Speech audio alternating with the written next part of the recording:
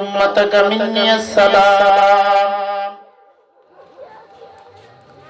বাবা ইব্রাহিম খলিলুল্লাহ আলাইহিস সালাম পয়গম্বর মুহাম্মদুর রাসূলুল্লাহ সাল্লাল্লাহু আলাইহি ওয়াসাল্লামকে বলেন, ওগো মুহাম্মদ সাল্লাল্লাহু আলাইহি ওয়াসাল্লাম, আপনি আপনার উম্মতদেরকে আমি খলিলুল্লাহর সালাম জানায়া দিবেন, আর আপনার উম্মতকে খবর দিবেন, ইন্নাল জান্নাতা তাইয়্যিবাতু তুরিবাতিন, আল্লাহর জান্নাতের মাটি বড় উর্বর, আযবাতুহাল মা, জান্নাতের পানি বড় মজাদার, ওয়া ইন্নাহা qi'ানুন, জান্নাতের ময়দান অনেক বিশাল ব্যাপক।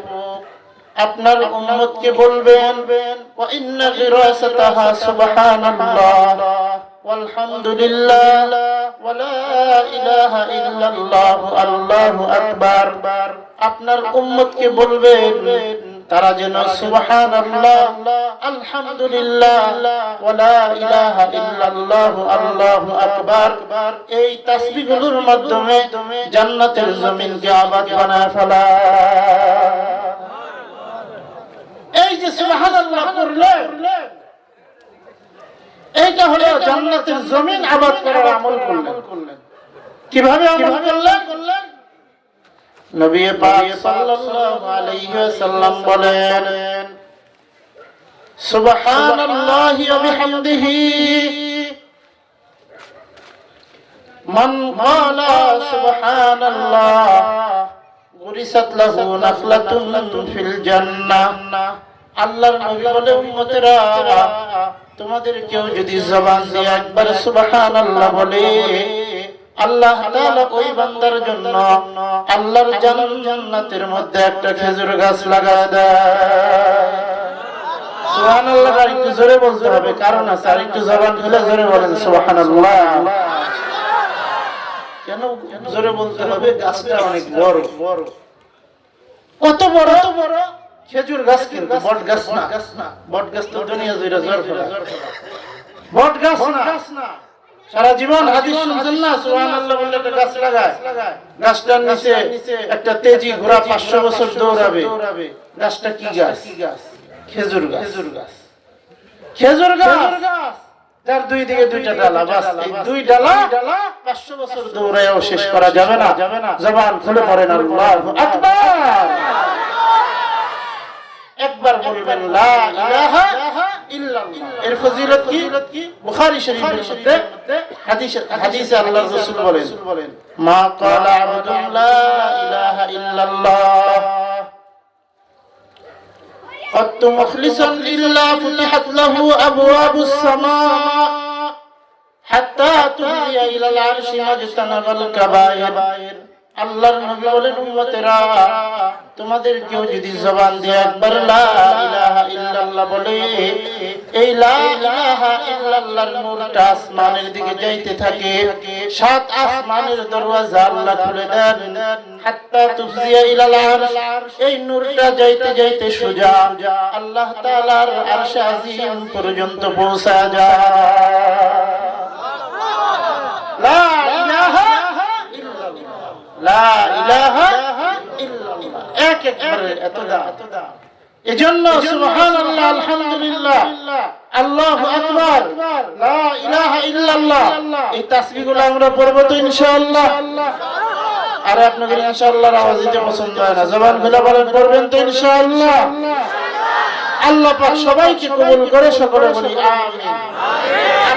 الله وكفى وسلام على عباده الذين اصطفى أما بعد فأعوذ بالله من الشيطان الرجيم بسم الله الرحمن الرحيم قل هو الله أحد الله الصمد لم يلد ولم يولد ولم يكن له كفوا أحد. وقال النبي صلى الله عليه وسلم قل هو الله أحد تعدل ثلث القرآن أو كما قال عليه الصلاة والسلام ما كان محمد أبا أحد من رجالكم ولكن رسول الله وخاتم النبيين وكان الله بكل شيء عليما. إن الله وملائكته يصلون على النبي يا أيها الذين آمنوا صلوا عليه وسلموا تسليما. সবাই দরুদ ইব্রাহিম পড়ি। اللهم صل على محمد وعلى آل محمد كما صليت على إبراهيم وعلى آل إبراهيم إنك حميد مجيد. اللهم بارك على محمد وعلى آل محمد كما باركت على إبراهيم وعلى آل إبراهيم إنك حميد مجيد.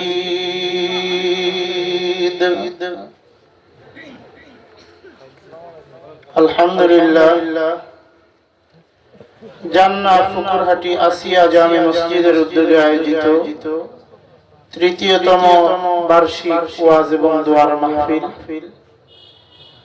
মাহফিলের মুহতারাম শ্রদ্ধেয় সভাপতি, উপস্থিত হযরত বুজুর্গ উলামায়ে কেরাম, সম্মুখপানে উপবিষ্ট দিনদার ঈমানদার মুমিন মুসলমান ভাইরা, বুড়া বাবারা, পর্দার আড়ালের মা ও বোনেরা, আল্লাহ রাব্বুল আলামিনের দরবারে শুকর যে আল্লাহ তাআলা আমাদেরকে দয়া করে মায়া করে করুণার চাদর দিয়ে ঢেকে জালিসুর রহমান বেহেশতের টুকরা বাগান এই জান্নাতি মজমার মধ্যে আসবার বসবার তৌফিক দান করছেন। এজন্য দিল থেকে জবান খুলে উচ্চ আওয়াজে বলি আলহামদুলিল্লাহ।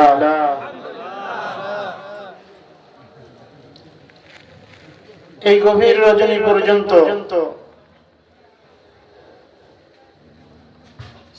রাত্রি প্রায় 10:30 বেজে গেছে।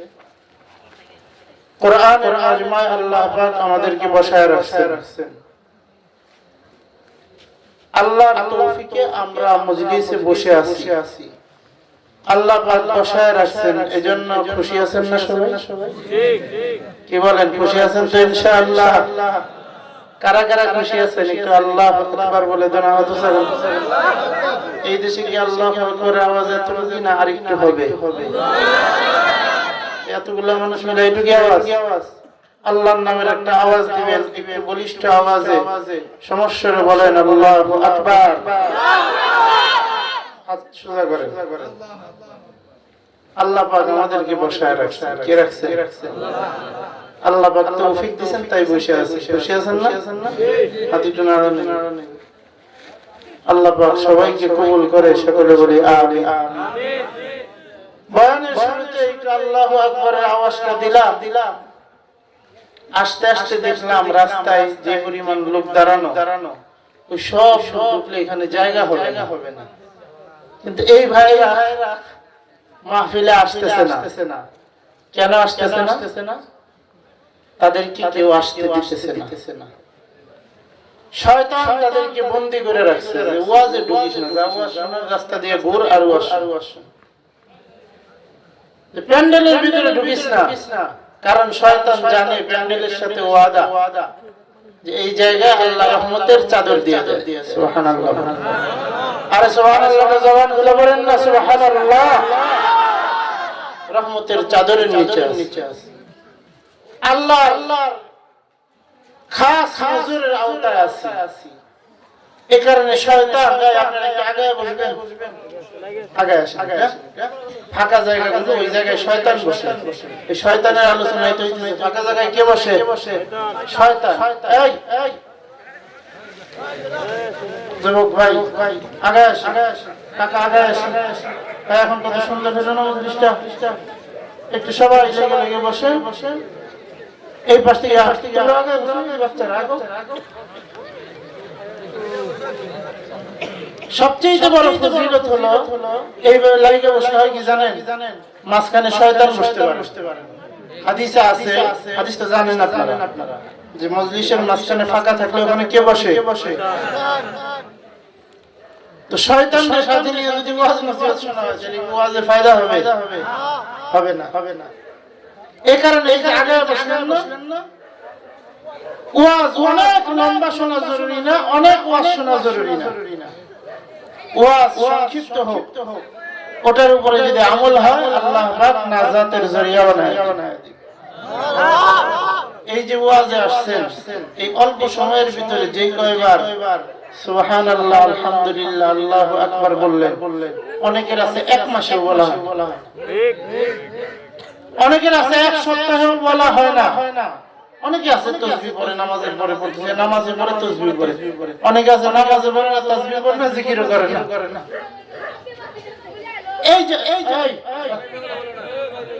এই মাইকের পাশে এখানে কথা বলে না ওরা।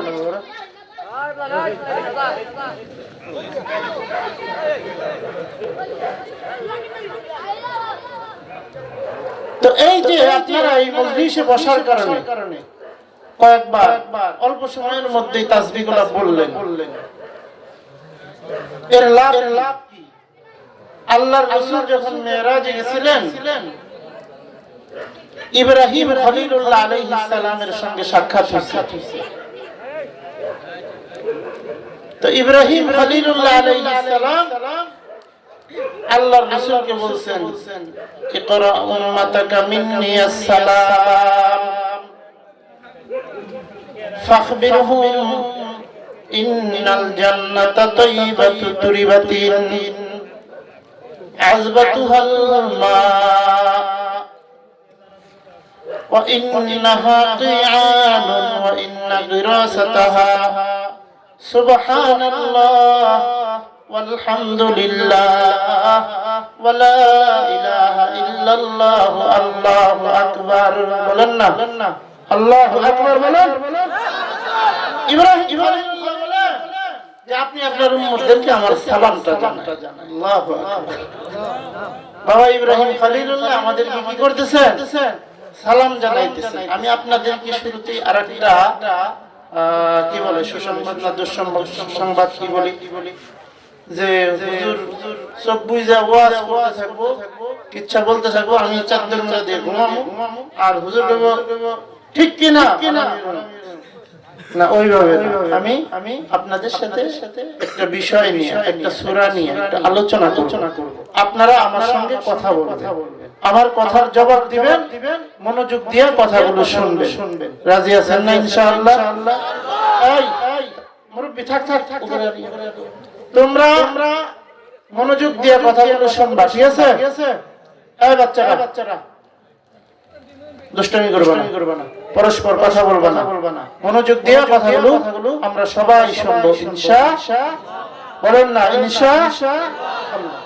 এই যে মাহফিলগুলা এগুলা শ্রদ্ধার সাথে তোমরা শোনো, দেখবা আল্লাহ পাক তোমাদেরকে নামাজি বানাবে।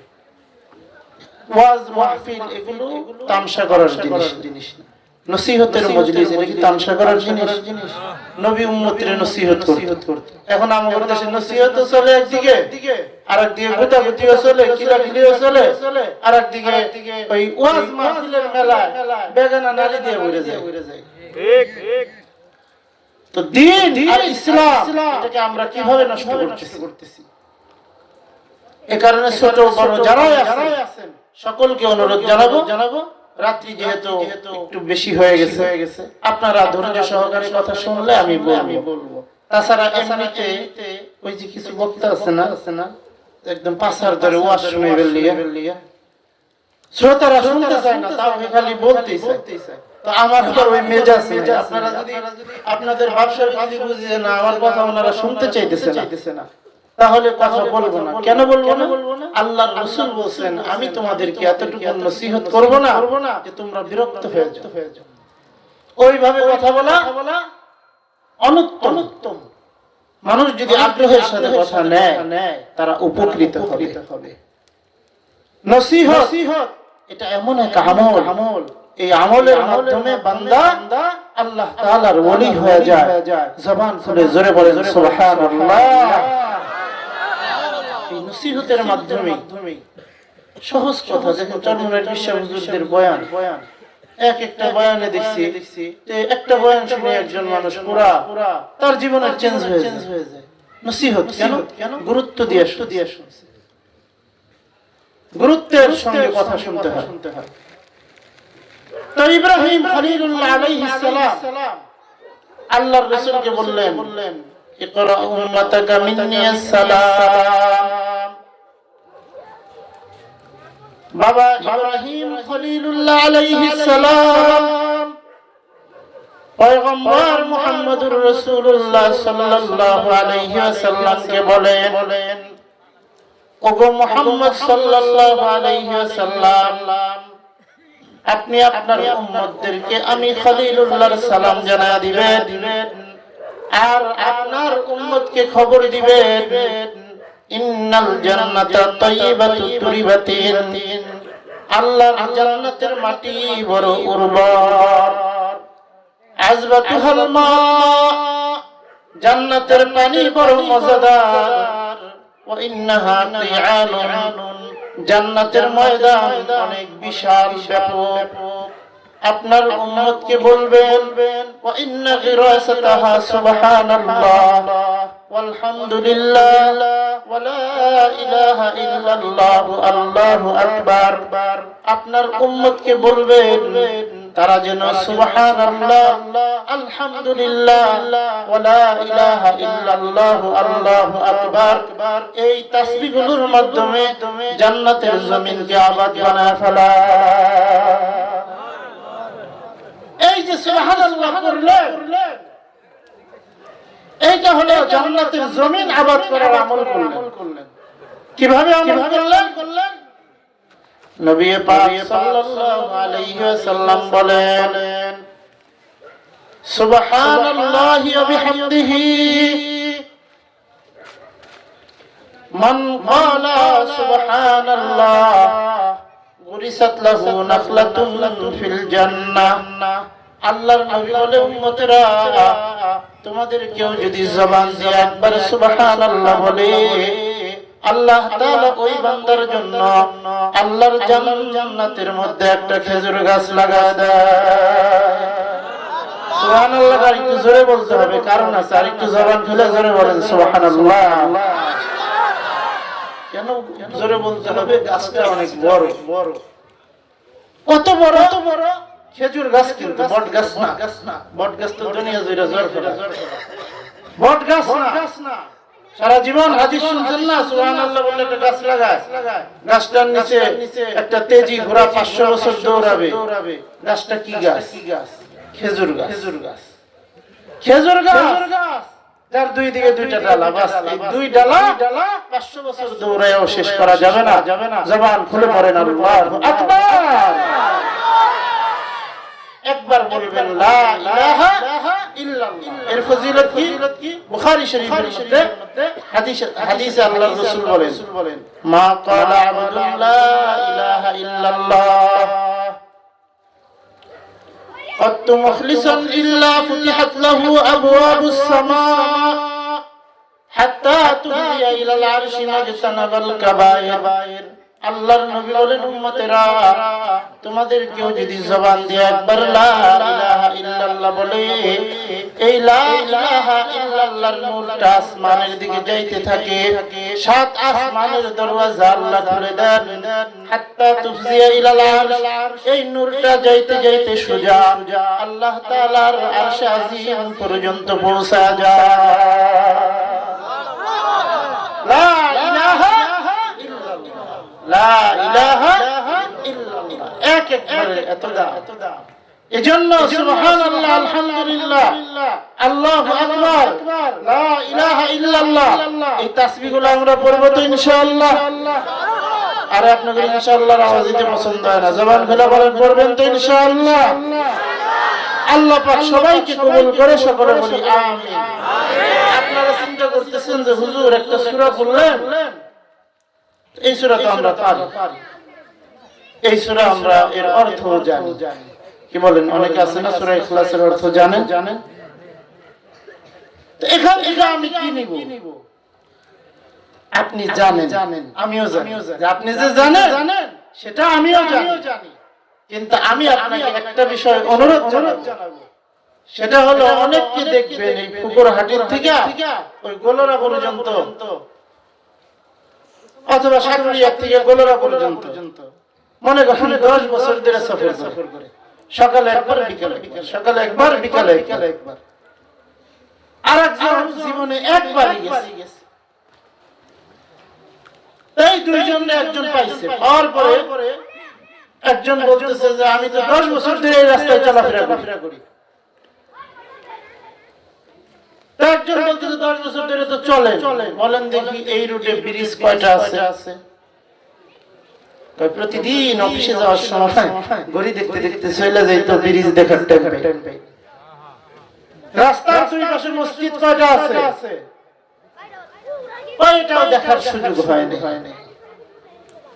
কয় রাস্তার আশেপাশে বিল্ডিং করা বাড়ি কয়টা আছে?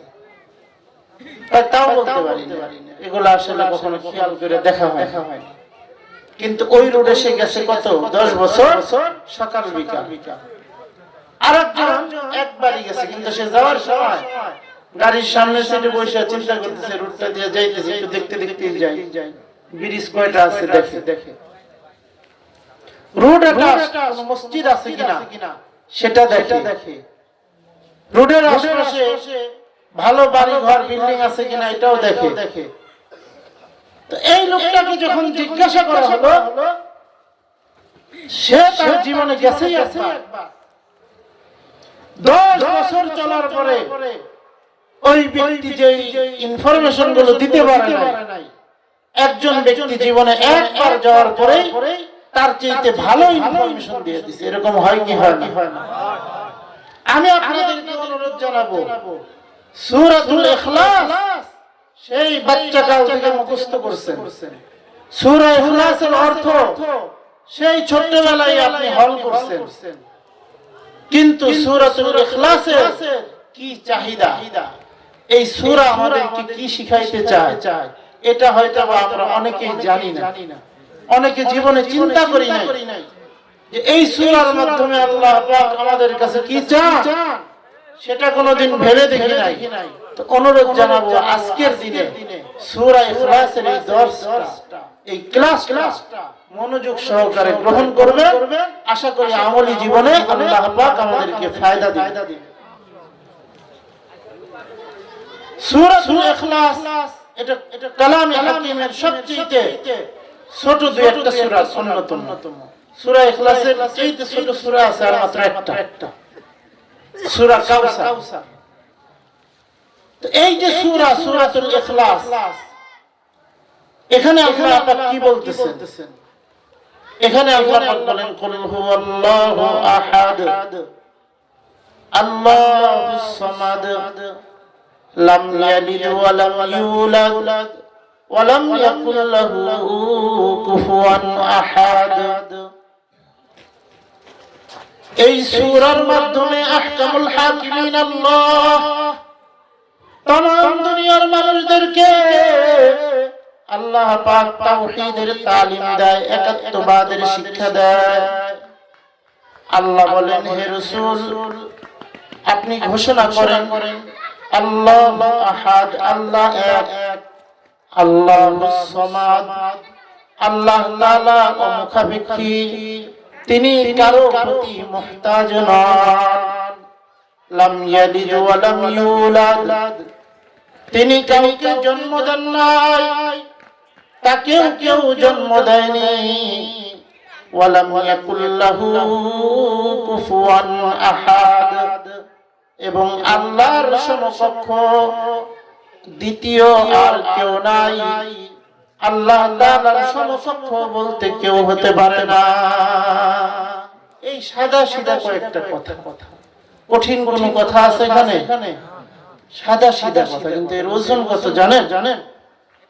قال النبي صلى الله عليه وسلم قل هو الله أحد تعدل ثلث القرآن।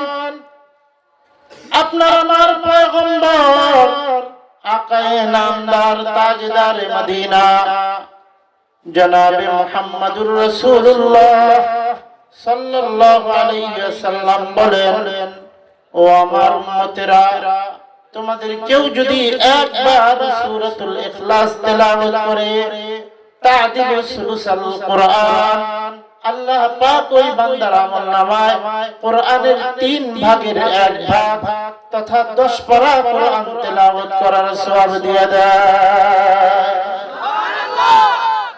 একবার বললে 10 পারা কোরআনের সওয়াব, 3 ভাগের 1 ভাগ।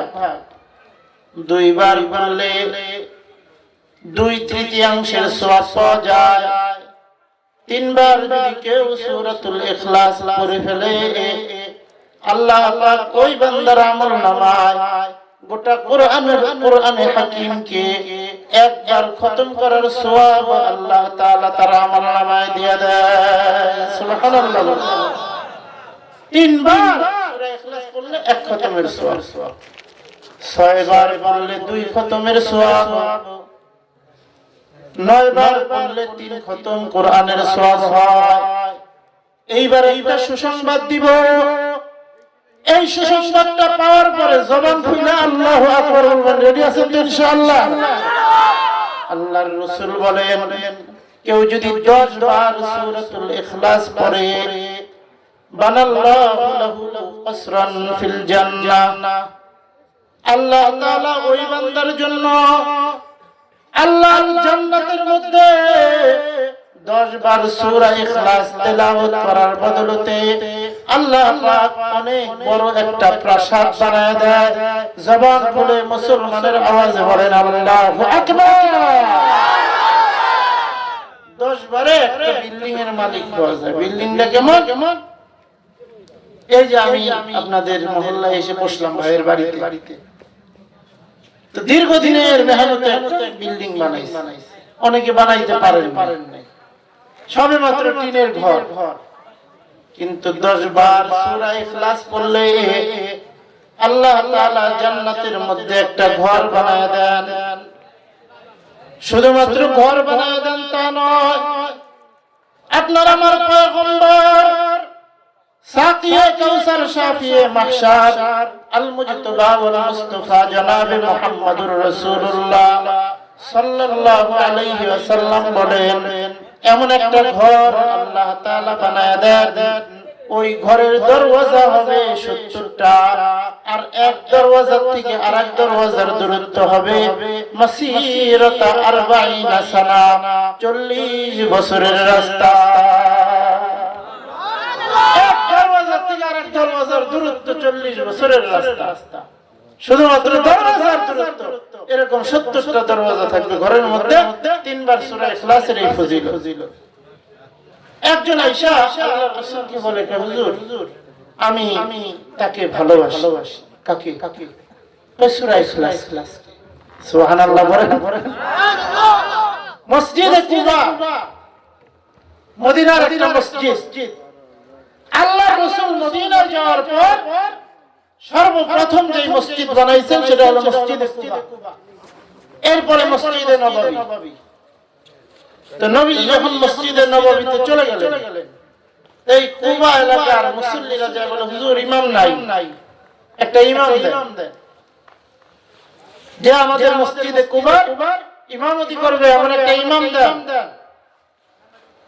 আল্লাহর রাসূল এক সাহাবীকে ডাকলেন, তাকে তৈয়ার করে তাদের সাথে দিয়ে দিলেন। সাহাবায়ে কেরামের জামাত ওই ইমাম সাহেবকে নিয়ে মসজিদে কুবায় চলে গেছে। মসজিদে কুবা এটা এমন একটা মসজিদ, দুনিয়ার ইতিহাসে শ্রেষ্ঠতম কয়েকটা মসজিদ আছে, তার মধ্যে অন্যতম একটা মসজিদ হলো মসজিদে কুবা। আল্লাহর নবী বলেন, তোমাদের কেউ যদি ঘর থেকে ওযু করে মসজিদে কুবায় আসে আর 2 রাকাত নফল নামাজ আদায় করে, ফালাহু আজরু উমরাহ, আল্লাহ তাআলা ওই বান্দার আমলনামার মধ্যে একটা উমরা হজের সওয়াব দিয়ে দেয়। মাত্র 2 রাকাত নামাজ। এই মসজিদের মুসল্লিরা যায় বলে, হুজুর আমাদেরকে একটা ইমাম দেন। তো নবীজি এত ফজিলতপূর্ণ মসজিদ, এর জন্য তো ভালো একজন ইমাম লাগবে।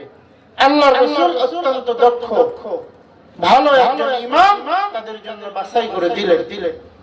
তো ইমাম সাহেবকে নিয়ে গেছে, তারা এলাকায় ইবাদত বন্দেগী করতেছে। এই ইমাম সাহেবের নেতৃত্বে তারা নামাজ আদায় করতেছে। তো হাদিসে আছে নবীজি কখনো সপ্তাহে একবার, কখনো 2 সপ্তাহে একবার কুবা মসজিদে যাইতেন, যা ওখানে বসতেন, মানুষের খোঁজ খবর নিতেন। আল্লাহর নবী কুবা এলাকায় গেলেন, যা বলে, ও মুসল্লিরা, তোমাদেরকে যে ইমাম দিলাম, এই ইমামের ব্যাপারে তোমাদের ধারণা কি, তোমাদের বক্তব্য কি? সব সাহাবায়ে কেরাম বলে, হুজুর এই বেটা বোকা নাকি তোমরা? বসো মিয়া। মানুষের কথা বলার ধরন দেখে বুঝতে হয় যে এই লোক কোন মেজাজের মানুষ। বসে ভালো সুন্দর মা বাবার ঘটনা শোনাই গেছে।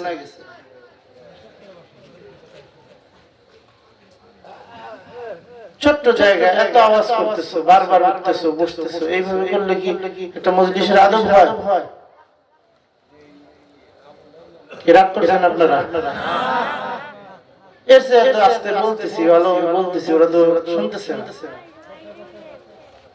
তবে একটা জিনিস ভালো লাগতেছে আমার, সেটা হলো এই রাত্রে সাধারণত বিভিন্ন এলাকায় যে বাচ্চাদেরকে ওয়াজে পাওয়া যায়, ওয়াজে বসে না, কিন্তু এখানে ওরা উঠতেছে আর বসতেছে, কিন্তু আছে ওয়াজে আছে, বাহিরে যায় না। এই দিক থেকে আলহামদুলিল্লাহ এই এলাকার বাচ্চাগুলো অনেক ভালো। আল্লাহ পাক সবাইকে দ্বীনের জন্য কবুল করে, সকলে বলি আমিন। তো নবীজি বললেন, তোমরা যে আমার কাছ থেকে ইমাম নিয়ে আসলা, এই ইমাম সাহেব কেমন? বড় মাদ্রাসার হুজুরের কাছ থেকে ইমাম আনলে বলে, হুজুর আবার দেখা হইলে বলে না যে কি ভাই ইমাম সাহেবের কি অবস্থা, ঠিকঠাক মতো আপনাদের খেদমত করতেছে তো, মসজিদের দায়িত্বগুলো আদায় করতেছে তো, এগুলো জিজ্ঞাসা করে। আল্লাহর নবী বললেন যে ইমাম সাহেবের কি অবস্থা? কুবা এলাকার মুসল্লিরা বলে, ইয়া রাসূলুল্লাহ, আপনি যে ইমাম আমাদেরকে দিয়েছেন তার তাকওয়া তাহারতের ব্যাপারে আমাদের কোনো আপত্তি নাই। অনেক বুজুর্গ একজন মানুষ আমাদের ইমাম বানায় দিয়েছেন, তবে আমাদের একটা তার ব্যাপারে আপনার কাছে একটা অভিযোগ, সেটা হলো এই ইমাম সাহেব প্রত্যেক জাহরি নামাজ অর্থাৎ ফজর, মাগরিব, ইশা যেখানে কেরাত জোরে পড়া হয়, বলে হুজুর প্রত্যেক জাহরি নামাজে এই ইমাম সাহেব সূরা ফাতিহা পড়ে, তারপরে সূরা ইখলাস পড়ে, এরপরে অন্য আরেকটা সূরা পড়ে। এটা একদিন 2 দিনের আমল নয়, প্রতিদিন করে সব নামাজের মধ্যে সূরা ইখলাস তেলাওয়াত করে, প্রত্যেক রাকাতে সূরা ইখলাস তেলাওয়াত করে। এর হিকমতটা আমরা বুঝতে পারলাম না, এটা আপনাকে জানাইলাম। আল্লাহর পয়গম্বর ওই সাহাবীকে ডাকলেন, ডাইকা পয়গম্বর বলে, রে সাহাবী, প্রত্যেক রাকাতে সূরা ইখলাস কেন তেলাওয়াত করো? সাহাবীর জবাব শুনে একটা আল্লাহু আকবারের আওয়াজ দিয়ে ঈমান বাড়বে। সাহাবী বলে, ইন্নী উহিব্বুহা ইয়া রাসূলুল্লাহ, ওগো আল্লাহর পয়গম্বর, আমি সূরা ইখলাসকে ভালোবাসি, এই কারণে প্রত্যেক রাকাতে সূরা ইখলাসের তেলাওয়াত আমি করি।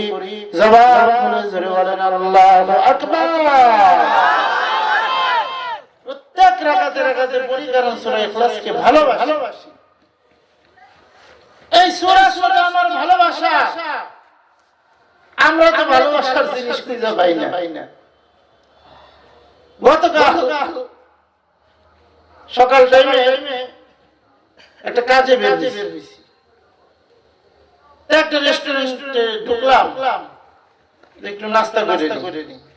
তো ওখানে নাস্তা দিতে সময় নেই, বললাম উপস্থিত কি আছে? বললো মোরগ পোলাও আছে। তো ফজরের নামাজ পড়ে প্রায় 10টা পর্যন্ত একটা ঘুম দিছি। তো ওই টাইমে 11টা বাজে, ক্ষুধা লাগছে, ভাবলাম যে তাহলে রুটি খাবো, এই মোরগ পোলাওটাই খাই। বসছি কেন যেন তার দিতে দেরি হইতেছে, আসলে রেডি ছিল না, রেডি করতেছে।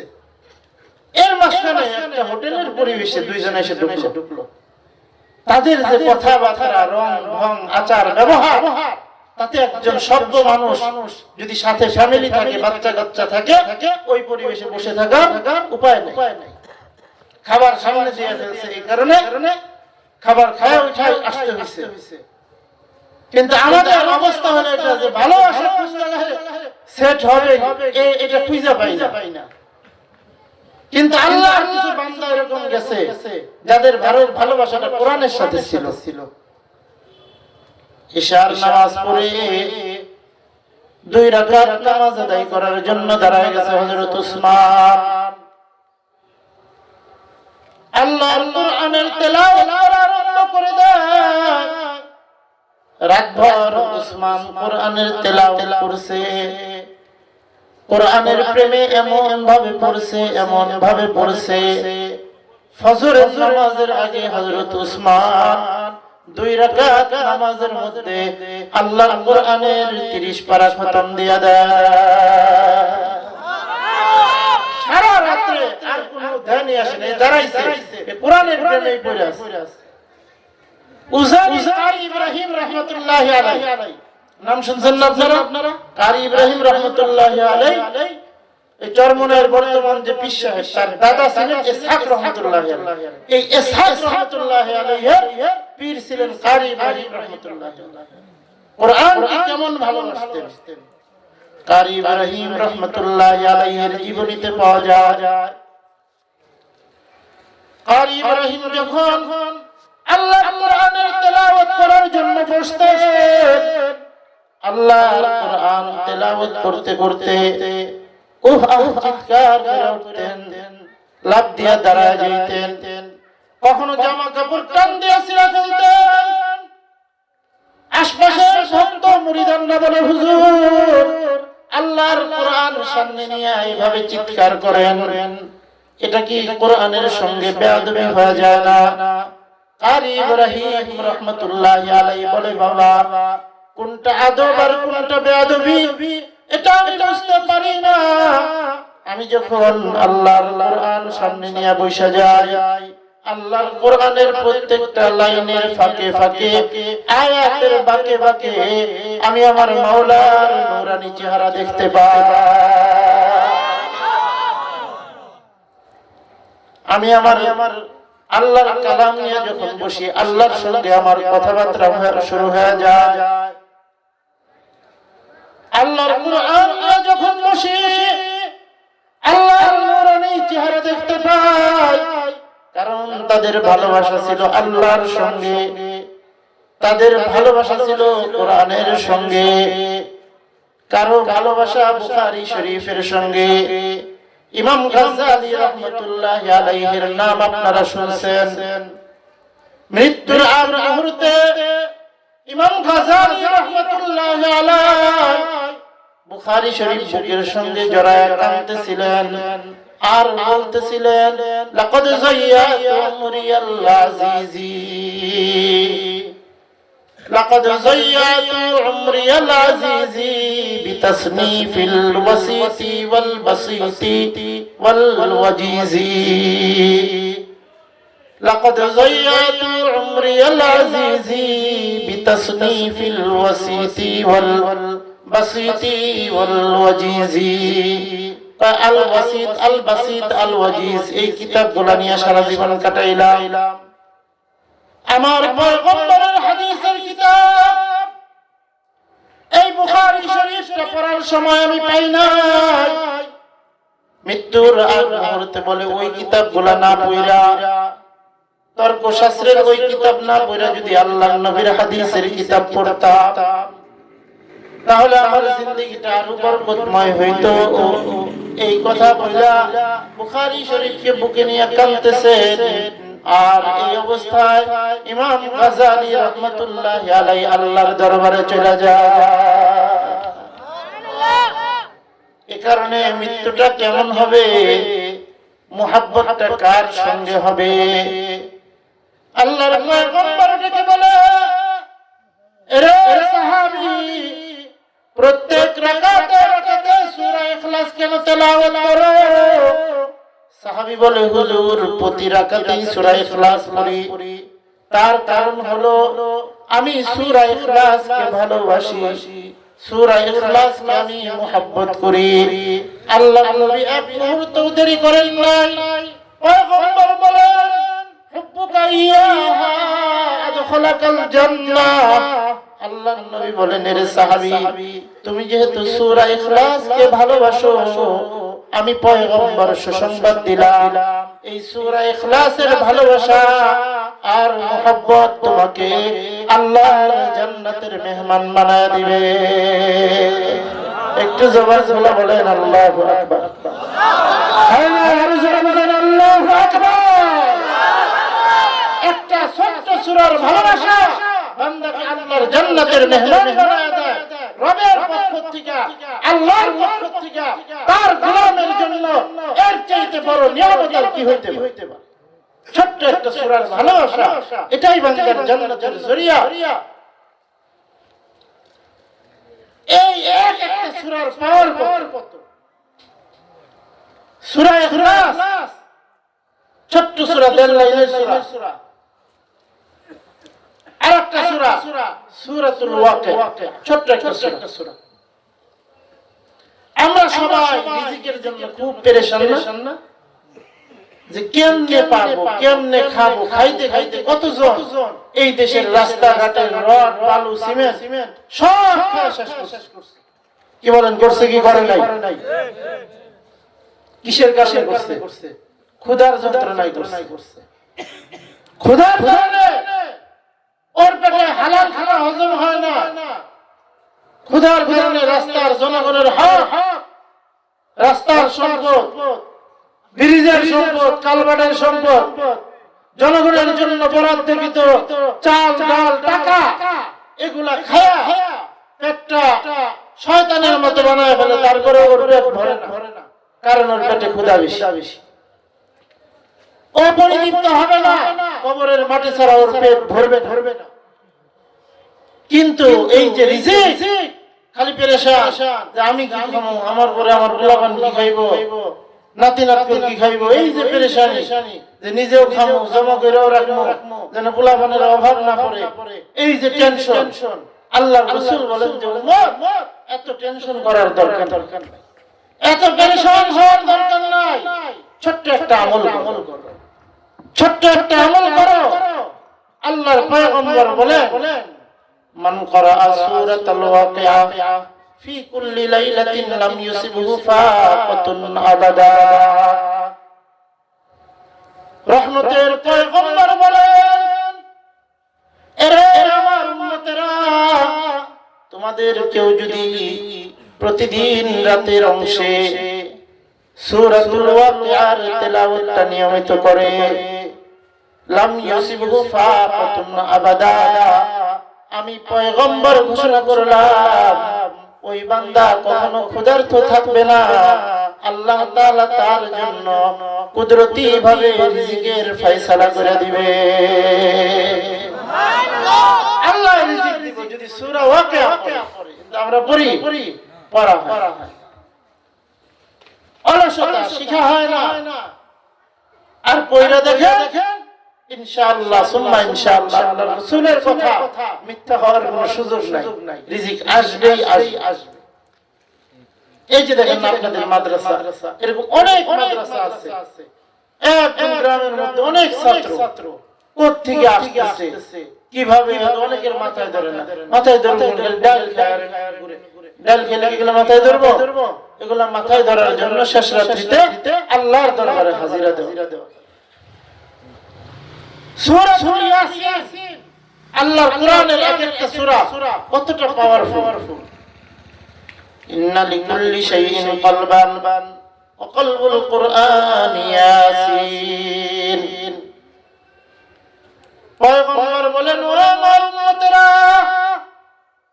প্রত্যেক বস্তুর অন্তর আছে। সূরাতুল ইয়াসিন হলো আল্লাহর কোরআনের অন্তর। মান ক্বারা ইয়াসিন কাতাবাল্লাহু লাহু বিআশরি আমসালিহা। যেই বান্দা একবার সূরাতুল ইয়াসিন পড়বে, আল্লাহ পাক ওই বান্দার আমলনামায় 10 খতম কোরআনের সওয়াব দেয়া দেয়। একবার সূরাতুল ইয়াসিন 10 খতম কোরআন, এটা তো 10 খতম কোরআনের সওয়াব।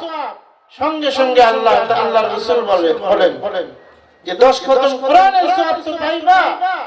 মান ক্বারা ইয়াসিন ফাহুয়া ফি জিম্মাতিল্লাহ। যেই বান্দা সূরাতুল ইয়াসিনের তেলাওয়াত করবে, ওই বান্দার জিম্মাদার স্বয়ং আল্লাহ হয়ে যায়।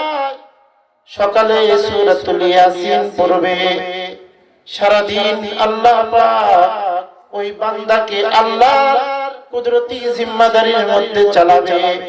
দুনিয়ার সব ধরনের বিপদ মুসিবত থেকে হেফাজত করবেন কে? জবান খুলে জোরে বলেন কে? এজন্য মুহাব্বতটা কোথায় হইতে হবে?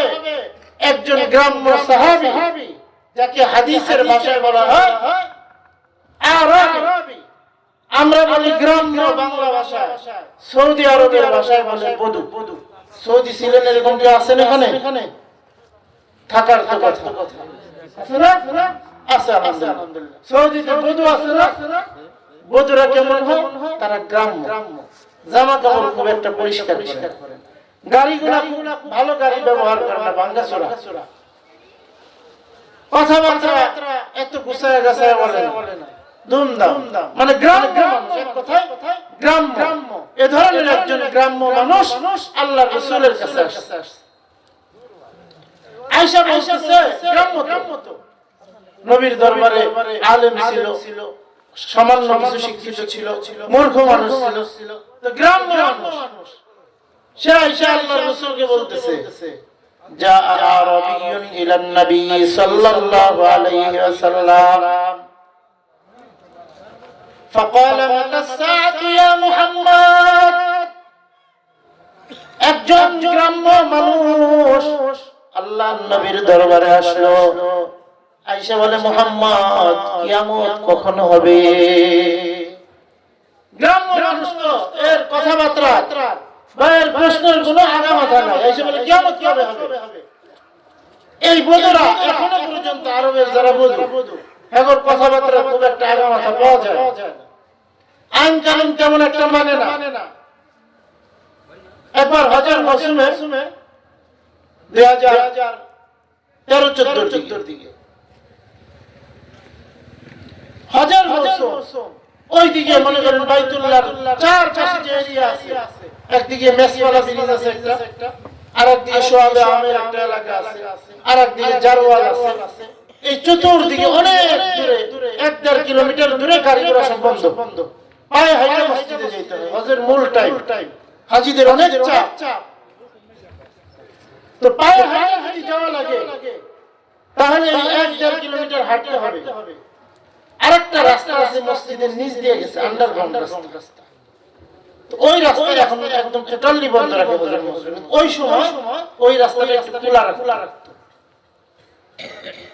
তো আমি এক কাজে একটু আজিজিয়া এলাকা 4-5 কিলোমিটার দূরে দিয়ে গেছি, আসার সময় আর গাড়ি পাই, কেউ মসজিদের নিচে যাবে না। তো 2 কিলোমিটার হাঁটতে হবে। এখন কি করা যায়? গাড়ি নিয়ে যাব। তো বাঙালি এক ড্রাইভারকে ধরলাম যে ভাই আমার একটু এই যে হারাম শরীফের নিচে নামায় দিতে পারবেন?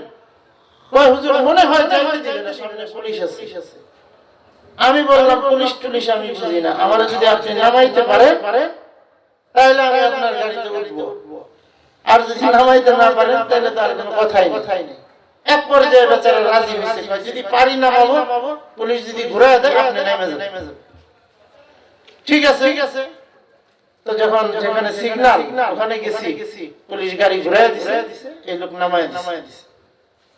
শরীর খুব ক্লান্ত ছিল, যার জন্য হাঁটতে মনে চাইছিল না।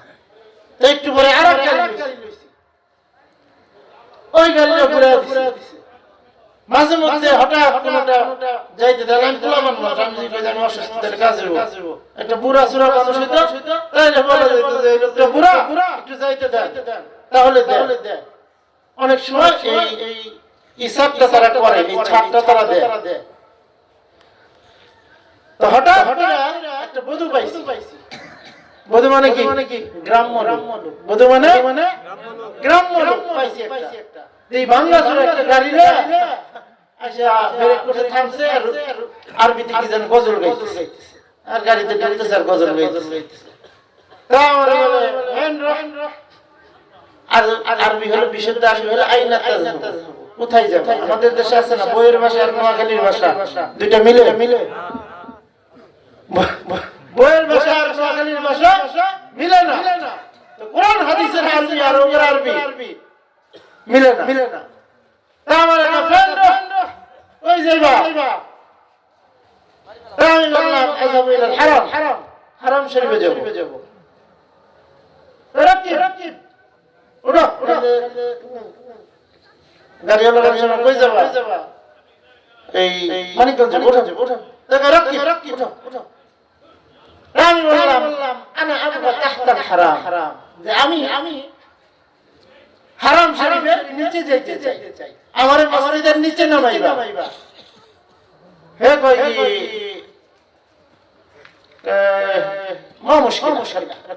সমস্যা নাই, ওঠো।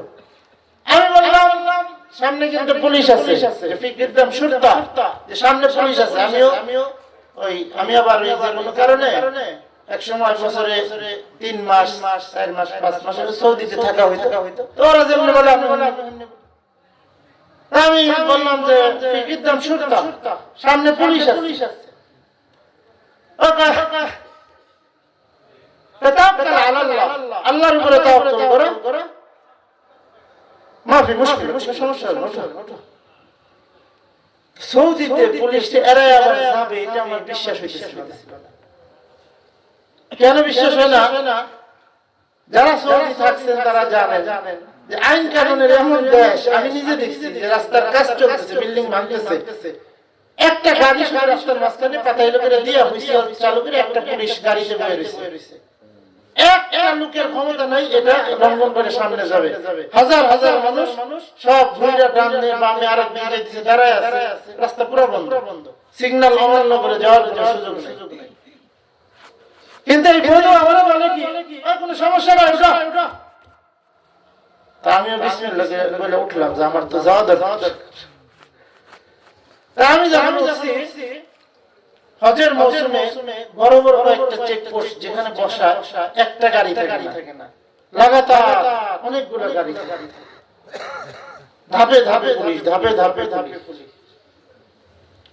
তো সে যখন কাছাকাছি গেল, পুলিশ আরে সিগন্যাল দিছে। তো এই গাড়িটা একেবারে স্লো, আস্তে যাইতেছে, ভাঙ্গাচোরা গাড়ি। তো পুলিশ দেয় সিগন্যাল থামতে, আর হে মাথা মারবে, পুলিশের কয় মারহাবা।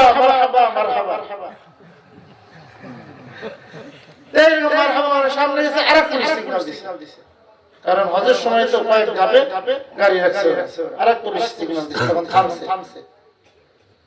তো বলে কই যা? পুলিশও বুঝে যে এরা এতটা মানবে না, গ্রাম্য মানুষ বুঝেও এত মানবেন কই যাও বলে যে আযহাবিল হারাম হারামে যাই তাহলে এই সিগন্যাল অমান্য করে যাইতেছো কেন এটা হুকুমতের আইন না হুকুমত মানে রাষ্ট্রীয় আইন তা ও বলতেছে হুকুমত আল্লাহ হুকুমত ক্ষমতা একমাত্র আল্লাহ কিসের আবার হুকুমত এই কথা বলে ওরা বলে মাশাআল্লাহ মারহাব মারহাব সালাম দিয়া মারহাবা দিতে গাড়ি চালায় চলে গেল ওরা আর কিছু বললো না এখন বুঝু মানুষ তো কিন্তু ওদের ভিতরে কোরআন হাদিসের শিক্ষা আছে ওরা যে আরবি কথা বলে আঞ্চলিক ভাষায় ঠিক আছে কিন্তু কোরআন হাদিস পারে না এরকম না ওরা জন্মগতভাবেই কোরআন হাদিস এগুলো পারে ঘরের থেকে শিখা যায় তাই এখন পুলিশ পার হয়ে গাড়ি চালায় দৌড়ে আর কয় উমাইয়া তাওয়াক্কাল আলাল্লাহ ফাহুয়া হাসবু এই কথা বলে আর গাড়ি চালায় ঠিক আছে এটা হলো কোরআনের আয়াত উমাইয়া তাওয়াক্কাল আলাল্লাহ ফাহুয়া হাসবু আল্লাহ তাআলা বলেন আর বান্দারা তোমাদের যে কেউ আমি আল্লাহর উপরে তাওয়াক্কুল করবা আমি আল্লাহর উপরে যদি ভরসা করো আমি আল্লাহ তাআলা ওই বান্দার জন্য যথেষ্ট হয়ে যায় জবান খুলে জোরে বলেন আল্লাহু আকবার আমি আল্লাহর উপরে তাওয়াক্কুল করো আমি তোমার জন্য যথেষ্ট ও আমার এই আয়াত শোনাইতেছে হাজি ومن يتوكل على الله فهو حسبه এরপর আমারে বলতেছে তাওয়াক্কাল আলা আল্লাহ আল্লাহর উপরে তাওয়াক্কুল কর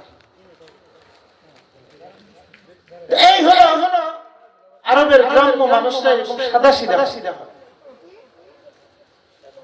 এই সাদাসিধা গ্রাম্য মানুষ সে আল্লাহর রাসূলের কাছে আসছে একটা মজলিসে এসে কথার কি আদব এটা বুঝে না কি দিয়ে শুরু করবে কি দিয়ে শেষ করবে হেও জানা নাই ডাইরেক্ট বলতেছে মাতাসাতু ইয়া মুহাম্মদ মনে আছে আপনাদের যে ও মুহাম্মদ কিয়ামত কবে হবে আল্লাহর পয়গম্বর তার প্রশ্ন শুনে একটু রাগ হয়ে গেলেন রাগ হয়ে বলতেছেন ওয়াইলা ওয়া মা আদাত লাহা এই মিয়া তোমার উপর আফসোস তুমি মৃত্যুর খবর নেওয়ার জন্য আসছো মৃত্যুর কি প্রস্তুতি তুমি গ্রহণ করেছো গ্রাম্য মানুষ সে কি প্রস্তুতি নেবে ডানবানি ভালো করে বুঝে না আরেক গ্রাম্যর কথাটা শুনে এলো তারপরে এই হাদিসের বাকি অংশটা বলতেছি আরেক গ্রাম্য মানুষ আসছে নবীর দরবারে গ্রাম থেকে আসছে আসার পরে ওয়াজ শুনতে পেশাব ধরছে ওয়াজ শুনতে কি ধরছে পেশাব ধরছে তো নতুন যারা আমার মাদ্রাসা আমি বছরের শুরুতে বিগত 3 বছর হইল এরকম বইলা দিই বছরের শুরুতেই বইলা দিই যে শুনো পেশাব যদি ধরে তাহলে কোন হুজুরের বই করবা না কারণ বেশ কয়েকটা দুর্ঘটনা ঘটছে ওই কিলাসে হুজুরের ধরে বইয়ে থাকতে শু করে সাইডে দেখ কিলাসে পেশাব করে আবার দেখা গেছে নামাজে দাঁড়াইছি বাচ্চা মানুষ কাতারের মাঝখানে পড়ে গেছে অনেক সময় হয় নামাজে দাঁড়াবো নামাজের আগে জরুরি কয়েকটা কথা বলতে যায় মনে করেন 20 মিনিট সময় চলে গেছে তো ও তো বাচ্চা ওর 20 মিনিটে মোটামুটি ভালো পেশাব ধরছে পেশাব ধরার পরে ও তো চাইপেটে চলে যায় পড়ে জানার কুলানা তো মসজিদে সাইডে এইরকম বেশ পরে আমি চিন্তা করলাম যে এটা তো বাচ্চারা চিন্তা করে এখন পেশাবের কথা কেমনে বলবো এই জন্য বছরের শুরুতে খুব ভালো করে এটা বলে দিই আমি শোনো পেশাব ধরলে কিরাশে হোক আর তুমি নামাজের মাঝখানে হও যদি খুব বেশি পেশাব ধরে তাহলে ওই মানুষদেরকে সরাইয়া বের হয়ে যাইবা আর যদি কিরাশে থাকো তাহলে পেশাব ধরলে দাঁড়ায় এই একাঙ্গের বিচার করবে তার মানে হুজুর আমার পেশাব ধরছে আর যদি বাথরুমে যাওয়ার জরুরত হয় তাহলে দুই আঙ্গুল উঁচা করে দাঁড়াইবা হুজুর যদি ছুটি না দেয় আর তোমার যদি খুব পেশাব ধরে তাহলে তুমি হুজুরের কাছে না বইলে দৌড় দিয়ে যায় সাইরে আইবা এটা আমার থেকে সারা বছরের অনুমতি দেওয়া হইল এই অনুমতি দেওয়ার পরে আর দুর্ঘটনায় পর্যন্ত আমার নজরে আসে নাই তো ওই সাহাবী হাতুন আসছে নবীর মজলিসে এখানে ওয়াজ শুনতেছেন নবীজির ওয়াজের বসতে পেশাব ধরছে। এখন ভাবতেছে কেমনে বলি পেশাবের কথা। ভাই এখন দাঁড়া ছুটি নেওয়াই কেমন দেখা যায়, খুব সাইডে সাইডে দাঁড়ায় রয়েছে, বা বৈশা রয়েছে বলতেছে যখন একান্ত পারেই না ঘট করে উঠে যায় মসজিদের কোনায় দাঁড়ায় পেশাব করা শুরু করে দিছে। মসজিদের ভিতরে মসজিদের কোনায় দাঁড়ায় পেশাব করতেছে। যখন পেশাব করা শুরু করছে মসজিদের ভিতরে সাহাবীদের জামানা, সাহাবায়ে কেরাম তো সবাই চেতে গেছে, সবাই ধমক দেওয়া আরম্ভ করছে যে মাহ মাহ মাহ, আমরা বলি না থাম থাম থাম থাম। তো সাহাবায়ে কেরাম কি বলতেছে, মাহ মাহ মাহ, এই থাম থাম থাম, কি করছ মসজিদের ভিতরে? তো যখন এটা বলছে এখন পেশাব করা অর্ধেক হইছে। তো পেশাব অর্ধেক হলে কিন্তু থামাও মুশকিল হয়। তো আল্লাহর রাসূল রাহমাতুল আলাইহি সাল্লাল্লাহু আলাইহি ওয়াসাল্লাম তার আখলাক শিক্ষার জন্য এই ঘটনা বলতেছি। এই ঘটনা পেশাব করার ঘটনা শোনানোর জন্য নয়, আল্লাহর রাসূলের আখলাক। আল্লাহর রাসূল সঙ্গে সঙ্গে সাহাবীরা যতটুকু আওয়াজে তারে ধমক দিছে তার চাইতে উচ্চ আওয়াজে আল্লাহর রাসূল বলছেন, দাউহু, এই তাকে ছাড়ো, পেশাব করতে দাও। সাহাবীরা যেভাবে বলছে নবী তার চাইতে উচ্চ আওয়াজে তাদেরকে ধমক দিছে, ছাড়ো তাকে পেশাব করতে দাও, লা তুজরিমু, তাকে কোনো কষ্ট দিও না। সুবহানাল্লাহ বলেন, আর জোরে বলেন সুবহানাল্লাহ। আল্লাহর রাসূল বলেন তাকে কোনো কষ্ট দিও না, তাকে পেশাব করতে দাও। এই লোক এত সরল সহজ, আল্লাহর রাসূল যখন অনুমতি দিবেন সে সুন্দর ইতমিনানের সাথে একেবারে ধীরস্থির ভাবে সে তার পেশাব কার্য সারছে। আল্লাহর রাসূলের আখলাক কিয়ামত পর্যন্ত বিভিন্ন খ্রিস্টান, বৌদ্ধ, হিন্দু, বিভিন্ন ধর্মের মানুষ শ্রেষ্ঠ মানুষের জীবনী লিখতে যায় এক নাম্বার থেকে মুহাম্মদুর রাসূলুল্লাহ সাল্লাল্লাহু আলাইহি সাল্লামকে সরাইতে পারে নাই। তার কারণ কি? আল্লাহর রাসূল সে যখন পেশাবটা করলো তাকে কাছে ডাকলেন, ওনাকে কিছুই বলেন না, পেশাব করছে মনে করেন একটা বাচ্চা। উদাহরণ একজন এখানে এই পাশ থেকে একজন পেশাব করছে, নবীজি আরেকজনকে ডাকলেন, ফাআমারা রাজুলান মিনাল কওম ফাজাআ বিদালবিন মিন মাইন ফাশান্নাহু আলাইহি। আল্লাহর রাসূল আরেকজন মানুষকে, গোত্রের আরেকজন মানুষকে বললেন, যাও বালতি ভরা পানি নিয়ে আসো। বালতি ভরা পানি আইনা যেই জায়গায় পেশাব করেছে ওই জায়গাটাকে ধুইয়া পরিষ্কার করে দাও। এই যে আখলাক, নবী ওই সাহাবীকে একটা ধমক দেন নাই, তাকে একটা থাপ্পড় দেন নাই। এই সাহাবী বাকি জিন্দেগি ভর নিজের ঘটনা নিজেই বলতেন আর বলতেন, আমার নবীর আদর্শ কত সুন্দর। ওয়াল্লাহি মা যরাবানি ওয়ালা শাতামানি।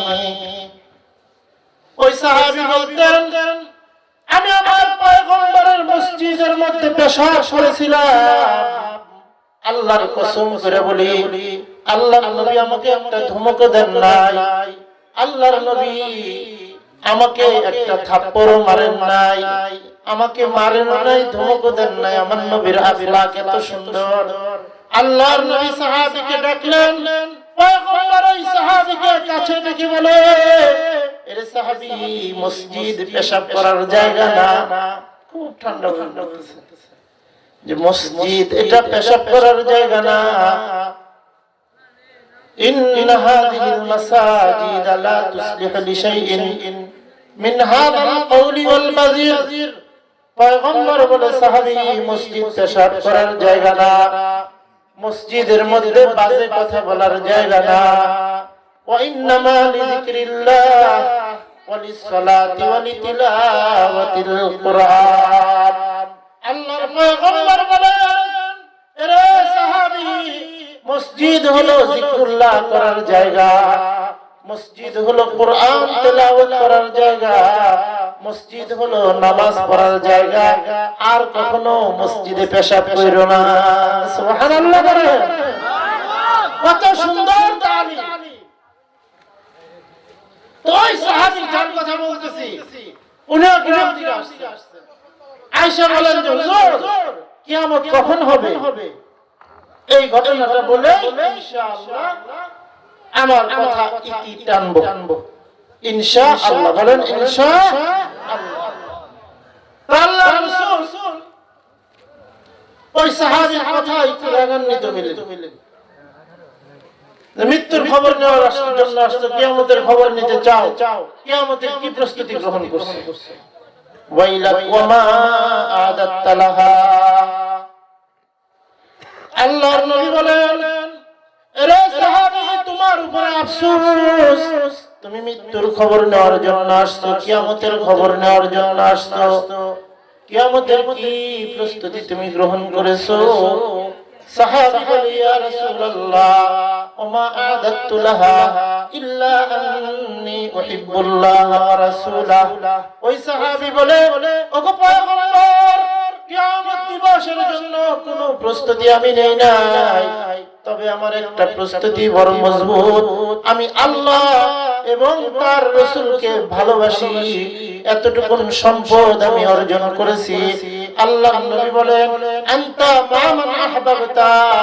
এই সাহাবী, আমি পয়গম্বর ঘোষণা দিলাম, তুমি যেই নবীকে মুহাব্বত করো, ওই নবীর সঙ্গে তুমি আল্লাহর জান্নাতের মেহমান হয়ে যাবা। তুমি যেই নবীকে ভালোবাসো, ওই নবীর সঙ্গে তুমি আল্লাহর জান্নাতের মেহমান হইবা। কিয়ামত দিবসের জন্য সাহাবী এই প্রস্তুতি, আল্লাহ এবং তার রাসূলের ভালোবাসা। আমাদেরও কিয়ামতের জন্য প্রস্তুতি নেওয়া দরকার। সর্বশেষ আহ্বান আপনাদের প্রতি থাকবে যে আল্লাহ এবং তার রাসূলের ভালোবাসার দ্বারা নিজেকে সাজায়, নিজের ঈমান আমলকে সাজায়, নিজের আখিরাতকে সাজায়, নিজের জীবনটাকে সাজায়, তাহলে হয়তোবা আল্লাহ এবং তার রাসূলের ভালোবাসার খাতিরে আল্লাহ পাক আমাদেরকে হয়তোবা maaf করে দিবে। পয়গম্বরের ভালোবাসার খাতিরে হয়তোবা আল্লাহ পাক আমাদেরকে আল্লাহর রাসূলের শাফাআত নসিব করবে। এই কারণে আল্লাহ এবং তার রাসূলকে মুহাব্বত করতে হবে। সূরা ইখলাসের তালিম হলো এটা। সূরা ইখলাসের আরেকটা ছোট্ট সূক্ষ্ম বিষয়, এই সূরাটা কোরআনের একেবারে শেষের দিকে না, কোরআনের 112 নম্বর সূরা, এর উপরে আরো 111টা সূরা আছে। আর এই সূরার অবস্থানটা 111টা সূরার পরে, এবং এই সূরা লাহাবের পরে। কিন্তু দাম কেন? দাম হলো ভিতরটা বেশি ভালো। ভিতরে অন্যান্য সূরার তুলনায় সূরা ইখলাসের ভিতরটা বেশি ভালো। এখানে আল্লাহর একাত্মবাদের আলোচনা। এ কারণে সূরা ইখলাসের দাম, সূরা ইখলাসের থেকে আমরা এই তালিম নেই যে আমিও যদি আমার ভিতরটাকে ভালো করি, তাহলে আল্লাহ পাক আমার দাম, আমার ইজ্জত, আমার সম্মান, আমার মর্যাদাকেও আল্লাহ বাড়ায়। আমি যদি সূরা ইখলাসের থেকে সবকটা নিতে পারি, তাহলে আমার দাম হবে। সূরা ইখলাস যেরকম ভিতরে ঈমান আর আমলের কারণে, তাওহীদের কারণে, একাত্মবাদের কারণে সূরা ইখলাস দামি হইছে, আমিও যদি আমার ভিতরে তাওহীদ আর একাত্মবাদকে ঢুকাইতে পারি, তাহলে আল্লাহ পাক আমার দাম, আমার সম্মান, আমার মর্যাদাকে আল্লাহ বাড়ায় দিবেন। এই কারণে আমাকে কি করতে হবে? এই ভালোবাসা অর্জনের জন্য হক্কানি উলামায়ে কেরাম যারা, তাদের সাথে উঠা বসা করতে হবে। এটা আল্লাহর রাসূলের নির্দেশ। আল্লাহর রাসূল বলেন যে তোমরা যার তার সাথে উঠা বসা করবা না। কার সাথে উঠা বসা করবা? নবীর হাদিস, قال النبي صلى الله عليه وسلم لا تجالس إلا عالما تقيا। আল্লাহর পয়গম্বর বলেন, ও আমার উম্মতেরা, খবরদার যার তার সঙ্গে উঠা বসা করবা না। কার সঙ্গে উঠা বসা করবা? ইল্লা আলিমান তাকিয়া, শুধু আলেম বলেন নাই। আল্লাহর পয়গম্বর বলে, জমিনের মধ্যে যারা মুত্তাকি আলেম হবে, আল্লাহ ওয়ালা উলামায়ে কেরাম যারা, তাদের সঙ্গে উঠা বসা করবা। যদি আল্লাহ ওয়ালা উলামায়ে কেরামের সঙ্গে উঠা বসা করতে পারো, তাহলে আল্লাহ পাক আল্লাহর মহব্বতের নূর দ্বারা তোমাদের সিনাগুলো আল্লাহ আলোকিত বানায় দিবে। মুত্তাকি আলেমদের সঙ্গে না চলার কারণে দেখেন না কি ঘটনা টঙ্গীর ময়দানে 2 দিন আগে দাওয়াত তাবলীগের সাথীরা ঘুমন্ত অবস্থা।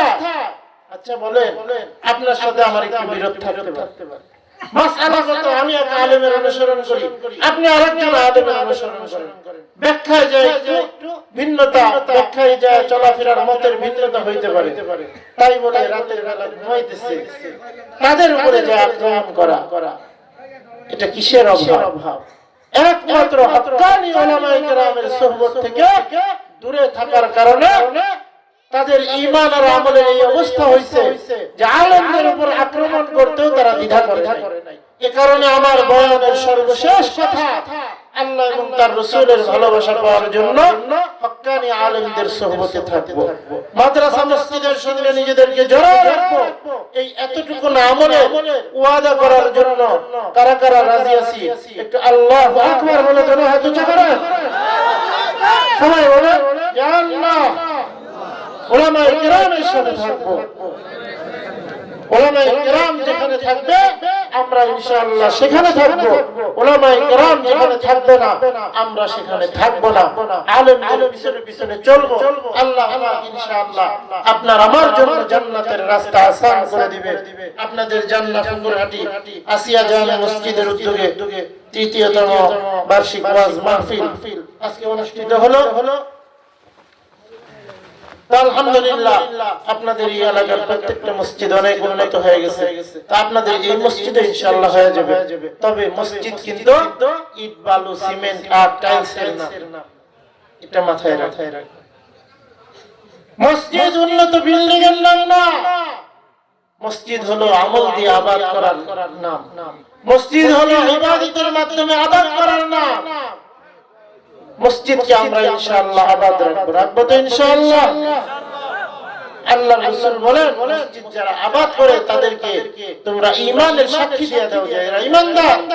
এই কারণে মসজিদ, এই যে মাহফিলটা হলো মসজিদের উদ্যোগে মাহফিল, আজকে যেভাবে আসছেন ইনশাআল্লাহ আমি আশা করব 5 ওয়াক্ত নামাজে আপনারা এইভাবে সদর দলে পুরা মহল্লা সহ মসজিদে হাজিরা দিবেন, দেখবেন বরকত কিভাবে আসে, রহমত কিভাবে আসে কল্পনাও করতে পারবেন না। শুধুমাত্র এলাকাবাসী ফজরের নামাজে হাজিরা দিয়ে বাড়ায়া দেন, দেখবেন আল্লাহ পাক এলাকার মধ্যে আলাদা বরকত আরম্ভ করে দিয়েছে। এলাকার জমিন বেশি আবাদ হবে, এলাকার মধ্যে সুখ শান্তি আসবে, এলাকা থেকে অশান্তিগুলো দূর হয়ে যাবে। খায়র ও বরকতের মাধ্যমে আল্লাহ পাক এলাকাকে ভরপুর বানায় দিবে। এটা হলো মসজিদের চাহিদা। মসজিদ আপনার কাছে এই দাবি রাখে না যে তাড়াতাড়ি শুধু আমার ওই ইট বালু সিমেন্ট দিয়ে আমারে সাজাও আর জুমার দিন একদিন এসে হাজিরা দিয়ে যাও, এরকম করব না। 5 ওয়াক্ত নামাজ ইনশাআল্লাহ জামাতের সঙ্গে আদায় করব ইনশাআল্লাহ। বলেন ইনশাআল্লাহ। আল্লাহ পাক সবাইকে তৌফিক দান করে। আমি কিছু কথা বললাম, তো আমার এই কথাগুলো আল্লাহ আমাকে এবং আপনাদের সকলকে আমল করার তৌফিক দান করেন। মাঝখানে একটু রাগারাগি করছি, বাচ্চারা একটু দৌড়াদৌড়ি করে, এই জন্য একটু রাগ দিছি।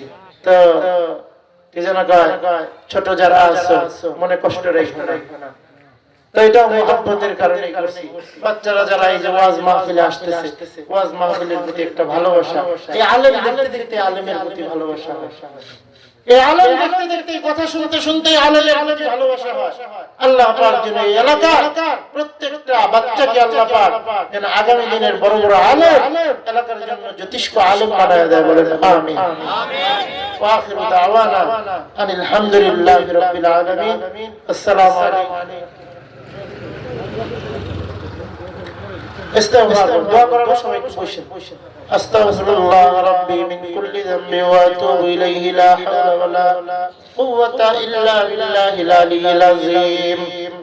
আলহামদুলিল্লাহি রাব্বিল আলামিন والصلاة والسلام على أشرف الأنبياء والمرسلين محمد وعلى آله وأصحابه أجمعين.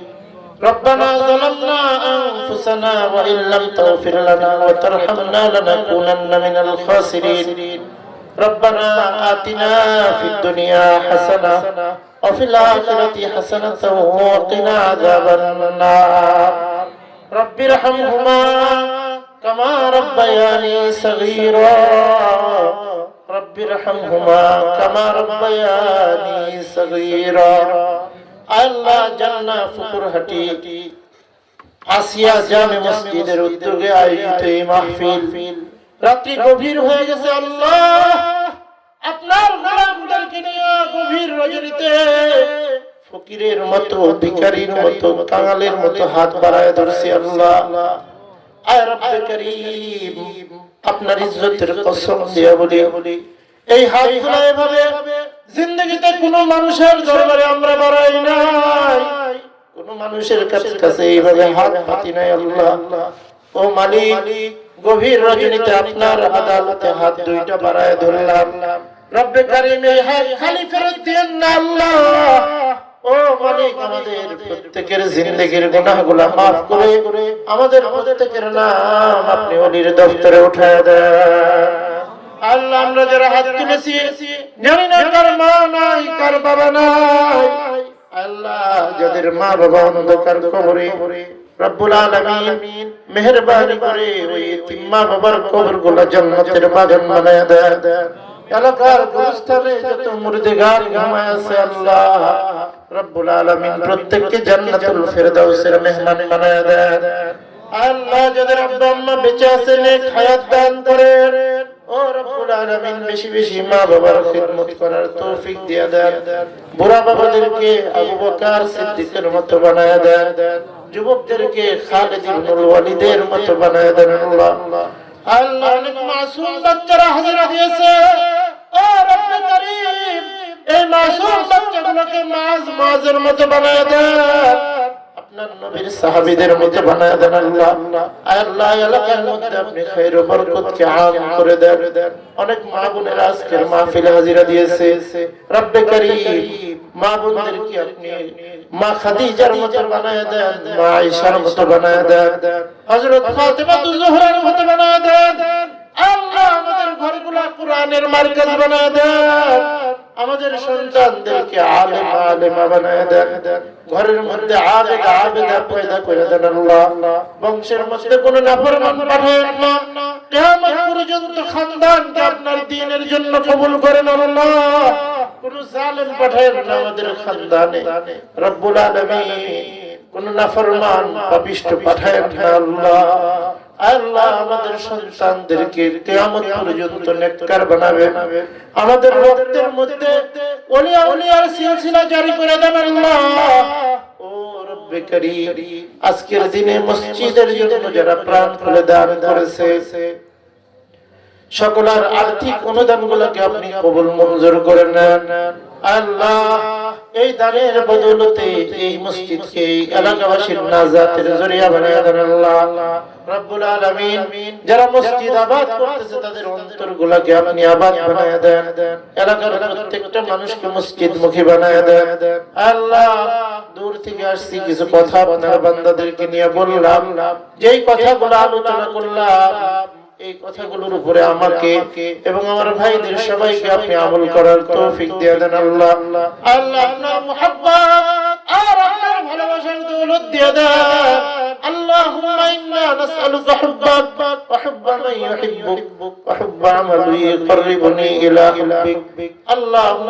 إنا نسألك العفو والعافية اللهم إنا نسألك علما نافعا ورزقا واسعا وشفاء من كل داء اللهم لك الحمد بالإسلام ولك الحمد بالقرآن ولك الحمد بنبينا محمد مصطفى صلى الله عليه وسلم اللهم لك الحمد حتى ترضى اللهم اكرمنا بالإيمان اللهم زيننا بالعلم والحلم والتقوى وجملنا بالصحة والعافية يا أرحم الراحمين سبحان الله وبحمده سبحان الله العظيم اللهم اجعل آخر كلمتنا عند الموت لا إله إلا الله محمد رسول الله برحمتك يا أرحم الراحمين.